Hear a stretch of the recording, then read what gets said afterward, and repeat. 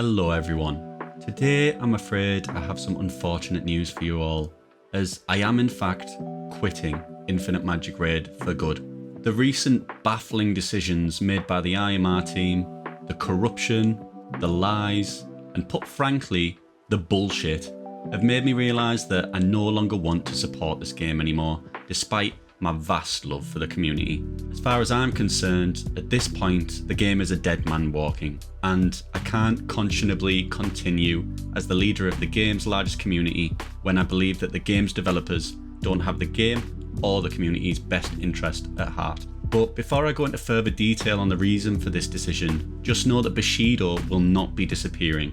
Leadership of the guild will be passing to the incredible Flary, who is arguably the best player in the game at the moment and an excellent content creator, mentor and person beside that. As well as that, the majority of the core Bushido admin team will still be staying to continue leading our guilds and pushing the community forwards. So not to worry, Bushido isn't going anywhere. But why is this happening? Well, although I have many problems with the game at the moment, the new content being bad, price gouging and power creep at unheard of levels with no sign of slowing, the player base declining, developers not listening to the community, the content creators or their mod team, the time investment required for the game going up and up and up, in spite of people repeatedly asking for the opposite. Like, seriously, why is the new game mode, Fair Play Arena and GVG all on at the same time? That's so stupid. And the constant tone-deaf changes to the game, like the recently announced breakthrough regressions that don't give you your breakthrough resources back, which is like literally the most important resource in the game at the moment,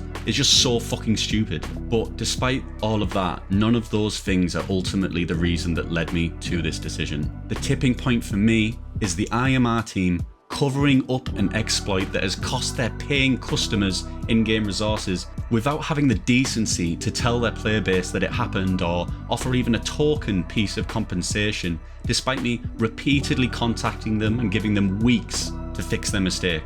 It's frankly disgusting behaviour, and for me it's the final straw when it comes to my support of this game.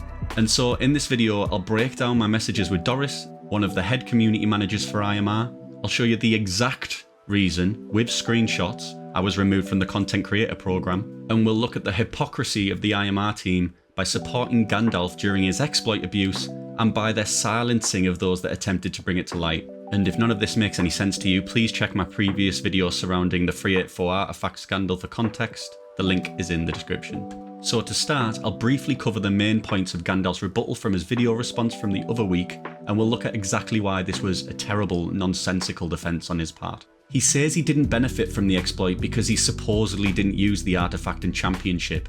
But that doesn't matter, that never mattered, and I covered that in my last video. The bit that he's choosing to ignore because he knows it makes him guilty is that the account has become stronger because of that artifact, and he has used that account for his benefit.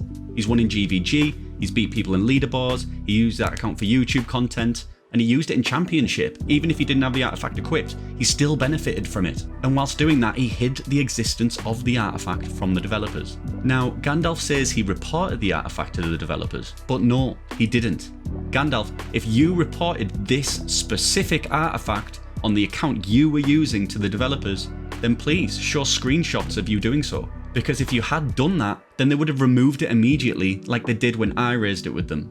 And if you did in fact show them that specific one and they didn't remove it, then that's even worse, because that means they're complicit. No matter how you look at it, either you fucked up or the devs have fucked up. It's really bad either way. Gandalf also implied that I'm only making a fuss about this now because I've been kicked from the CC program. But that makes zero sense, because when I was in the program, I was constantly bringing this up. You all saw my screenshots from the last video. That was while I was in the CC program, and they were actively muting me to stop me from talking about it. So this whole I only brought this up after I was booted is just wrong, factually. In fact, if you look at it all logically, there's actually an argument that me bringing it up was why I was removed in the first place. But we'll look at that a bit more later on. And since Gandalf is insistent that this was always about money, it was always about vouchers, and that was my main motivation for becoming a content creator, why don't we talk about money? What about the person that aggressively markets their Aptoid code in every single video and on almost every single thumbnail, even when it's not relevant, even when it's not in use? I've never seen anyone do that before other than Gandalf. And for those that are unaware, using this code, Gandalf makes real money from his viewers spending on IMR. So when he's telling you what to buy, he's making a profit from you. And this is the same man that utilised an exploit to take resources in-game from the same viewers he's making real money from outside of the game. That is completely morally bankrupt. Now, me personally, I didn't ask for an Aptoide code myself because I didn't want to take from my own community CCs that already had a code. There was already 2 or 3 of them. I didn't want to be a 4th because then everyone gets less overall. So I thought, I'll step out, I'll let the other guys get the money there. And that's also despite having insane channel growth and views, despite only being on YouTube for a month or so. I think I might even have been the 2nd highest views behind Gandalf himself after just a month or so. So with that being the case, between me and Gandalf, who do you think is more motivated by money or vouchers? I think that anyone that looks at the situation objectively knows the reality of the situation, and that's evident by public opinion being overwhelmingly against Gandalf. And that's the reason he turned off the comments on his response video, and the reason he blames the community rather than accepting even a modicum of guilt. And finally, leading into the main point of the video, Gandalf loves to tout that I was removed from the program for multiple counts of misconduct, but he never says why. He uses the fact I was removed from the content creator program as his main counter argument, despite never saying the reason, despite me covering it extensively previously. And so let's pull back the curtains and look at the exact reason for that, with receipts, as well as why it quite frankly doesn't make any sense. So here is the exact conversation I had with Doris when I was removed from the CC program. I'm sharing this with all you guys to provide full transparency of the situation, as with hard evidence we can avoid speculation and stop people from making stuff up. So I was supposedly removed for sharing the following screenshot of Doris's statement to a channel of other content creators on our Discord server. Now, if I had just rephrased what she said and typed it out, I would not be removed. The content of what she said was fine to share. It was just because I took a screenshot. Although that doesn't make any sense, but you know, whatever. Just keep that in mind. You can see in the DMs that Doris explicitly says this is why I was removed. And so I respond to her showing that Gandalf has video footage of private Discord channels in his videos with over 1,000 views. And as well as that, he's actually previously streamed his DMs with her, which is even worse than what I did. And she doesn't reply to that message, despite it being pretty much immediately after she messaged me. I then prompt her to respond 2 weeks later, at which point she apologizes and says it's because she was on vacation. And I do appreciate this, the timing wasn't ideal, although I do question why they'd remove me from the program before they disappear for 2 weeks. Not too sensible in my opinion. And it is worth noting that she was around and talking to other people over the course of this time period, but she just didn't reply to me. And nor did the other boss man, Jonas, who I messaged 3 times on different occasions while trying to get this situation resolved, and he didn't acknowledge me once. In fact, Doris only replied when I asked Burns, and Burns presumably messaged her telling her to reply to me, so this excuse of hers doesn't really make sense. And so the conversation progresses. Doris asked me if I'm threatening DH Games because I said since I'll no longer be part of the CC program, I can make content critical of the game and reveal stuff like this for the player base and the community to see. And so I said, no, it's not a threat. It's for the good of the game and it's for the good of the community. And I explained that my issue is that the player base has suffered as a result of this exploit, and DH Games have not publicly acknowledged it or offered any compensation. But Doris goes on to say that the matter is dealt with, that the bug was on DH's side, and so the situation is done, dusted, over.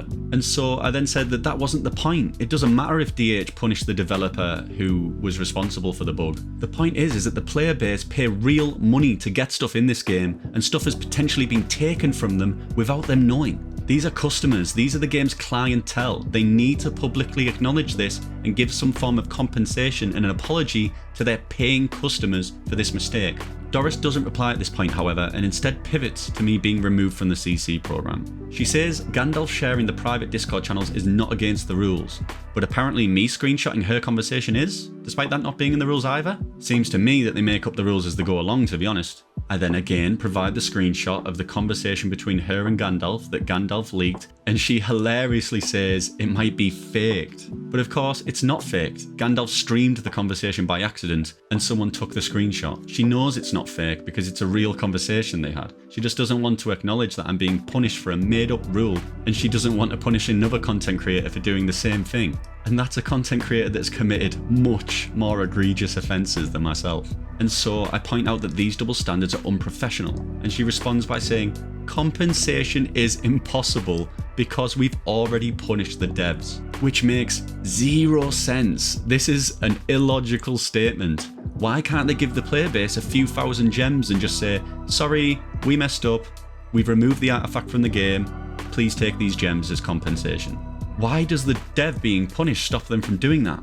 To put it bluntly, it's bullshit, and to see this coming from the game's official staff is outrageous. She also implies that I instigated the situation with my video, but for those that have seen the last video, I did my best to be as neutral as possible and support everything I said with evidence. Now, I wouldn't personally say that bringing stuff like this to light is instigating, especially when it's such terrible business practices. If anything, the developers are instigating issues by hiding things like these from their customers. And so I reiterate that all I'm asking for at this point is a public acknowledgement of the exploit abuse and a small reward for the customers who have lost resources, and arguably lost real money as a result. And instead she says she knows my attitude, calls me out for swearing of all things, and says that me telling people not to spend on the game is unacceptable. Well, to begin, I've never told people not to spend on the game, although I will start now. Don't spend on this game. Don't show your support to these terrible, terrible devs. I don't expect anyone to quit the game as a result of this. If you enjoy the game, then more power to you, but these are insane business practices, and the blatant corruption on show here does not deserve your support. Vote with your wallet and vote with your time, and I for one will no longer be doing both. But the fact that she said telling people not to spend money on the game is unacceptable honestly says more than I ever could. I think an official high-up staff member saying that really shows you what IMR's stance is, doesn't it? Cheating by a leading community figure is fine, exploiting the player base is fine, covering up major issues is fine, but telling people not to spend isn't. Now, I will acknowledge at this point that I did consider there might be a language barrier impeding this conversation, and so I attempted to take a step back, cool the conversation down, and I replied again in Chinese, thank you ChatGPT by the way, basically saying that I didn't mean any disrespect and I'd just like to try and continue the conversation like this and we can hopefully reach an understanding. But after this I didn't receive another response from Doris, and of course none from Jonas or any other DH Games staff either. And so that's it, there you go, now it's all out in the open, and that is why I am quitting the game. And I hope that now you've seen all of this, that like me, you can't possibly make any sense of me being kicked from the CC program for a message that was actually okay to share, but not because it was a screenshot, versus a content creator streaming full conversations, sharing the contents of private channels in their videos, actually discussing the contents of those private channels, abusing an exploit at the detriment of the player base, and then hiding it and not telling anyone about it. It's just corrupt, it's plain and simple. Now this is pure speculation at this point, but I think the real reason that I was kicked from the CC program is because I wouldn't stop talking about this. They likely wanted me to shut up, be a good lad, toe the company line, don't rock the boat, do as they say, and just stay quiet about the exploit. And when I refused to do that, they then used the first vague excuse they could to boot me off the program, despite it making zero sense. You know, this is a company that will take your money hand over fist, but in this instance they wouldn't admit even the slightest bit of fault and give a token gesture to the community that would cost them pretty much nothing. They do not care about you, they don't care about the player base, the community, they care about nothing other than making money, and I will not be complicit in that. And so I'm afraid that's it from me, for good.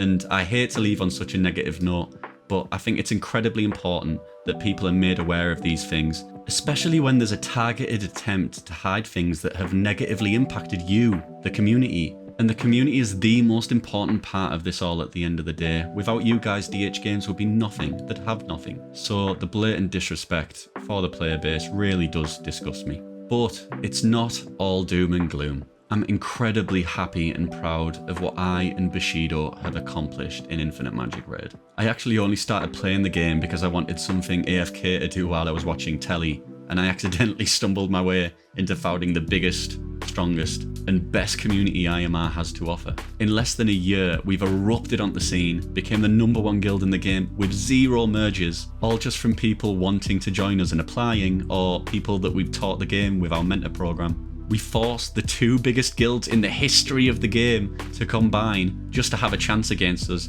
and we still managed to beat them after the fact. Although it's mad competitive now, Well done to Mystic Bulls for beating us again in yesterday's GVG. Hopefully, fingers crossed, next time our Kraken Tower won't be against your Kraken Tower and we'll have more of a chance. But yeah, it's been a hell of a 2 years, but I'm genuinely so happy that I've managed to create what I have. This incredible community that's been a complete joy to be a part of. And I'm sure it'll continue to be just as incredible in the future. And so thank you all so much, guys, for all your support. That's going to be the last from me. I hope you all have a wonderful day. Good night, and God bless.